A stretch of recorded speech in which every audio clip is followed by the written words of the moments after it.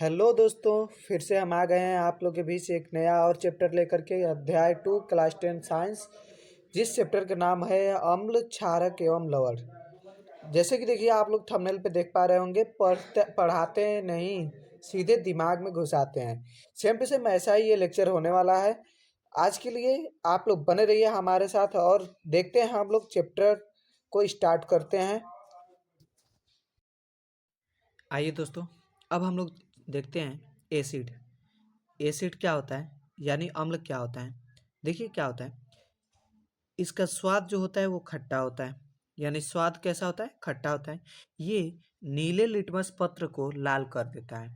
यानी एक litmus paper आता है जिसको अम्ल में डालने पर उसके रंग को क्या कर देता है, नीला रहता है तो उसको क्या कर देता है, लाल कर देता है। ठीक है, इसका शॉर्टकट ट्रिक होता है याद रखने के लिए, एक नाम अनिल, जो आप लोग 100% कहीं ना कहीं सुने होंगे, अनिल नाम वही होता है आप लोग का अनिल। अ से अम्ल, न से नीला कर देता है, सॉरी, नीले लिटमस पेपर को ल से लाल कर देता है। ठीक है, अनिल। ठीक है, आगे देखिए क्या कह रहा है, और ये जलीय विलयन में हाइड्रोजन, यानी हाइड्रोजन पर प्लस आयन छोड़ता है, यानी H प्लस आयन छोड़ता है। ठीक है, यानी क्या होता है, जो भी इसमें हाइड्रोजन की मात्रा होती है वो क्या होती है, प्लस में होती है। किस में होती है, प्लस में। चलिए इसका कुछ हम उदाहरण देखते हैं। जैसे कि देखिए यहाँ पे आप लोग के सामने एक उदाहरण दिया हुआ है, HCl। ठीक है, फिर HCl को हम लोग हाइड्रोक्लोरीन भी बोलते हैं। ठीक है, चलिए अगला देखिए, अगला उदाहरण क्या होता है, H2SO4, जिसको हम लोग बोलते हैं सल्फ्यूरिक अम्ल। ठीक है, इसमें और भी सारे एग्जाम्पल्स हैं, जैसे देख लीजिए CH2COO, यानी एसिटिक एसिड, यानी एसिटिक अम्ल जिसको हम लोग बोलते हैं। ठीक है, एसिटिक अम्ल है। फिर अगला है आप लोग का सेट्रिक अम्ल। सेट्रिक अम्ल क्या होता है, जो सिरके में पाया जाता है। ठीक है, चलिए अगला हम लोग देखते हैं। इसी तरीके से और भी सारे उदाहरण हैं। जैसे देखिए इमली में सॉरी, ये कुछ गलत लिखा गया है। ठीक है, टाइट्रिक अम्ल होता है, टाइट्रिक अम्ल। ठीक है, फिर देखिए इसमें और भी सारे एग्जाम्पल्स हैं जो आप लोग को हम दिखा रहे हैं। देखिए अगला एग्जाम्पल हम लोग का, जैसे देखिए सिरके में अभी हम लोग बोले हैं एसिटिक अम्ल। देखिए एसिटिक अम्ल यहाँ पर आप लोग का लिखा हुआ है, लिखा हुआ है ना, एसिटिक अम्ल। फिर देखिए बिच्छू के डंक में कौन सा एसिड पाया जाता है, यानी अम्ल पाया जाता है, वो देखिए बिच्छू के डंक में, जिसकी वजह से हम लोग का चढ़ता है, इतना ज़्यादा काट लेता है तो बहुत लोग बेहोश भी हो जाते हैं। तो अगर बेहोश होने वाले व्यक्ति हैं तो वो बिच्छू से दूर ही रहें।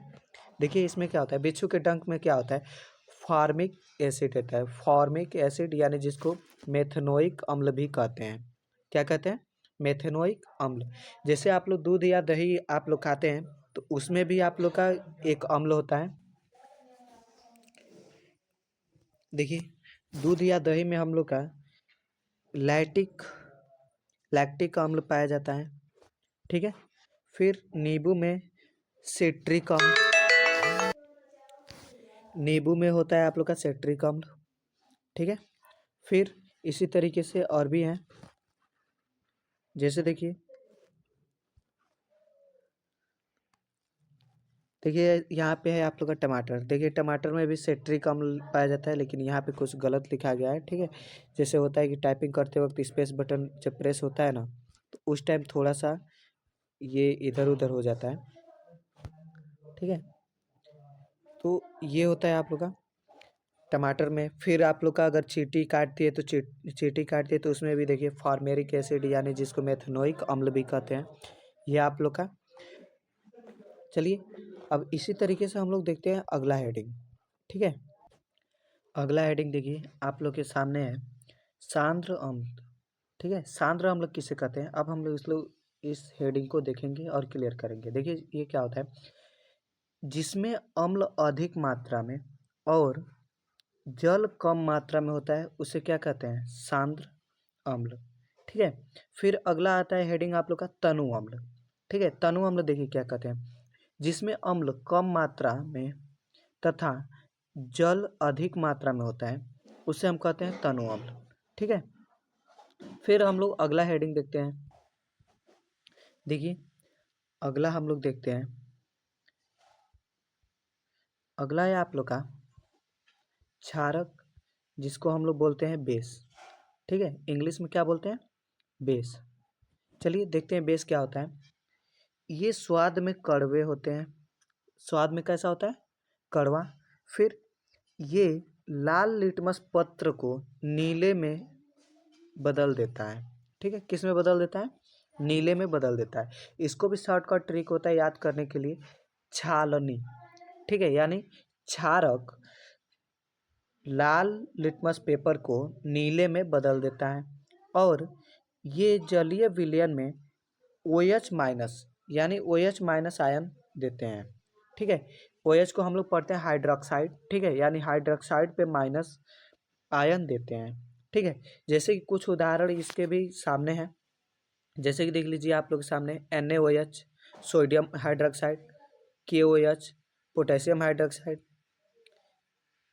NH4OH जिसको हम लोग अमोनियम हाइड्रोक्साइड पढ़ते हैं। देखिए यहाँ NH4OH। ठीक है, फिर आते हैं हम लोग थोड़ा सा आगे बढ़ते हैं। जैसे कि देखिए आप लोग क्षारक को ही क्षार के रूप में बता देते हैं। अगर कोई पूछता है क्षार बताइए, तो आप लोग क्षारक के डिफिनेशन को ही लगते हैं बताने, तो वहाँ पे आप लोग मार खा जाते हैं। देखिए क्षार क्या होता है? जल में घुलनशील क्षारक को क्षार कहते हैं। क्षार किसे कहते हैं? जल में घुलनशील क्षारक को क्षार कहते हैं। ठीक है, चलिए अगला हेडिंग हम लोग देखते हैं इसी तरीके से। देखिए अगला हेडिंग होता है हम लोग का, जो आप लोग देख रहे होंगे सामने, सूचक। अगला हेडिंग क्या होता है हम लोग का? सूचक। देखिए सूचक में होता क्या है, थोड़ा सा इसको हम लोग जूम कर लेते हैं जिसकी वजह से हमको थोड़ा सा अच्छे से दिखाई देने लगे। ठीक है, ये सूचक क्या होता है? सूचक किसी दिए गए विलयन में अम्ल या क्षारक की उपस्थिति को दर्शाता है। क्या करता है? अम्ल या क्षारक की उपस्थिति को दर्शाता है। एक तरह से हम लोग बोल सकते हैं कितना अम्ल है कितना क्षार है, एक जो मापन आता है, यानी जिसको हम लोग, जैसे ही कोई होता है सामान तो उसको हम लोग किलो दर्जे में मापते हैं, तो उसी तरीके से अम्ल क्या अम्ल है या क्षार है उसको मापने के लिए हम लोग का एक आता है जिसको हम लोग पीएच मान, पीएच सूचक भी कहते हैं। ठीक है, तो पीएच सूचक को भी हम लोग कह सकते हैं कि ये एक सूचक है जिससे अम्ल और क्षार का पता लगाया जा सके। ठीक है, देखिए इसमें कह रहा है इनका रंग या गंध अम्लीय या क्षारक क्षारक माध्यम में बदल जाता है। सूचक 3 प्रकार के होते हैं। ठीक है, सूचक कितने प्रकार के होते हैं? 3 प्रकार के होते हैं। पहला होता है आप लोग का प्राकृतिक सूचक, दूसरा होता है कृत्रिम सूचक जिसको हम लोग संश्लेषित सूचक के नाम से भी जानते हैं, तीसरा लास्ट होता है आप लोग का गंधीय सूचक। ठीक है, प्राकृतिक सूचक क्या होता है हम लोग इसके अगले वाले हेडिंग में देखते हैं। देखिए प्राकृतिक सूचक क्या होता है, थोड़ा सा हम इसको जूम कर लेते हैं जिसकी वजह से थोड़ा अच्छे से दिखाई देने लगे आप लोगों को। देखिए प्राकृतिक सूचक वे सूचक जो पौधों से प्राप्त होते हैं उन्हें प्राकृतिक सूचक कहते हैं। या आप लोग को इस तरीके से, आप लोग इस तरीके से भी बोल सकते हैं इसको सूचक को, कि जो प्राकृतिक रूप में, ऐसे सूचक जो प्राकृतिक रूप में पाए जाते हैं उसे प्राकृतिक सूचक कहते हैं। ठीक है, देखिए इसमें कुछ उदाहरण दिया हुआ है, जैसे अम्ल और क्षारक में। इसमें उदाहरण के रूप में आप लोग को दिया हुआ है लिटमस पेपर। ठीक है, जो कि प्राकृतिक रूप में जब नीला लिटमस पेपर रहता है तो वो अगर अम्ल में आता है तो उसको क्या कर देता है? लाल कर देता है, और नीला जो रहता है वो नीला में नीला ही रह जाता है। ठीक है, फिर अगला होता है हम लोग का हल्दी। हल्दी क्या होता है? नेचुरली आप लोग देखे होंगे तो किस में रहता है? पीले रूप में, और इसको अगर अम्ल में भी आप लोग डालते हैं या अम्ल में रिएक्शन कराते हैं तो वो उसका रंग नहीं बदलता है, क्या रहता है? पीला का पीला ही रहता है। लेकिन जैसे ही आप लोग उसको क्षार यानी क्षार से रिएक्शन कराते हैं, यानी क्षार से क्रिया कराते हैं, अभिक्रिया कराते हैं, तो उसका तुरंत रंग बदल जाता है। जैसे कि आप लोग देखे होंगे कि जब किसी को चोट वोट लगता है तो वो लोग क्या करते हैं? हल्दी चूना और पता नहीं क्या क्या उसमें मिला करके उस जहाँ पे चोट लगा रहता है उस जगह पे रखते हैं। ठीक है, तो उस टाइम क्या होता है ना, जब हल्दी और चूना आपस में मिलता है तो उस टाइम आप लोग देखे होंगे कि हल्दी का रंग लाल हो जाता है। कैसा हो जाता है? लाल। जो जो कि आप लोग का इसी की वजह से होता है, जो कि क्षार यानी जो चूना होता है आप लोग का वो क्या होता है? क्षार होता है। इसीलिए ये क्या होता है? रंग बदल करके किस रूप में कर देता है? लाल। ठीक है, ठीक है। चलिए देखते हैं हम लोग इसका अगला। ये देखिए कृत्रिम सूचक क्या होता है? वे सूचक जो रसायन द्वारा बनाया जाता है उन्हें कृत्रिम सूचक कहते हैं। जैसे एग्जाम्पल में आप लोग के सामने लिखा हुआ है फिनाफ्थलीन। जो फिनाफ्थलीन होता है वो क्या होता है? अम्ल होता है। ठीक है।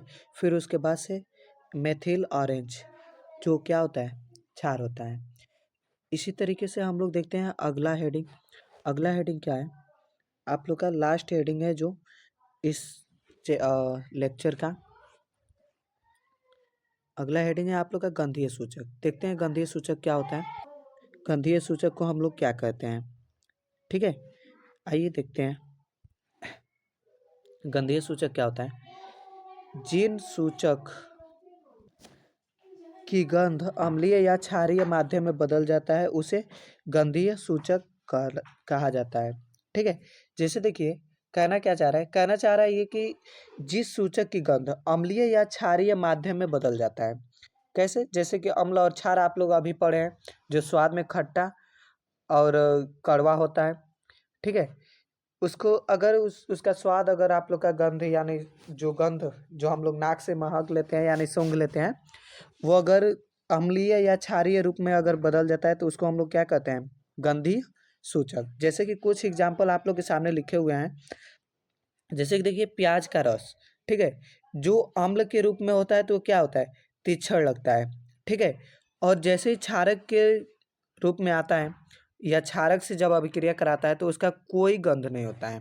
क्या होता है? उस तरीके से। चलिए अगला हम लोग देखते हैं। अगला क्या है? वैनिला। वैनिला का जो होता है ना आप लोग का वो उसका भी जो भी गंध होता है वो जब अम्ल में रहता है तो उसका क्या रहता है? समान। यानी जैसा वैनिला यानी सूचक यानी गंध देता है, सेम टू सेम वैसे ही समान रहता है यानी महकता है समान। लेकिन जैसे ही वो क्षारक के रूप में आता है तो उसका कोई गंध नहीं होता है। क्या होता है? यानी वो गंध नहीं आता है। जो भी जैसा भी आता हो, आप लोग अगर वैनिला महके यानी सूंघे होंगे तो शायद आप लोग देखे होंगे। अगला है आप लोग का लौंग का तेल। लौंग का तेल जब अम्ल के रूप में आ रहता है तो क्या होता है? यानी जो भी हम लोग का लौंग आप लोग को नेचुरली मिलता भी है, आप लोग के मसाले में भी डाल करके देते हैं सब, या अलग से भी आप लोग मंगाते हैं। लौंग बहुत सारे चीज़ों में फ़ायदा करता है। ठीक है, देखिए जब ये आप लोग का अम्ल में रिएक्शन कराता है तो उसका जो होता है सॉरी गंध वो समान रहता है। लेकिन जैसे ही ये क्षारक के रूप में आता है यानी क्षारक से जैसे रिएक्शन कराते हैं उसकी गंध क्या होती जाती है? कोई गंध नहीं देता है। यानी एकदम जैसे पानी होता है एकदम उस तरीके से, यानी अस्वादहीन स्वादहीन लगता है। ठीक है, आज का वीडियो बस यही तक था आप लोग का। फिर हम आएंगे अगला लेक्चर लेकर के जिसमें आप लोग का चैप्टर ये समाप्त होगा। ठीक है, चलिए मिलते हैं एक और नए वीडियो के साथ। So thank you.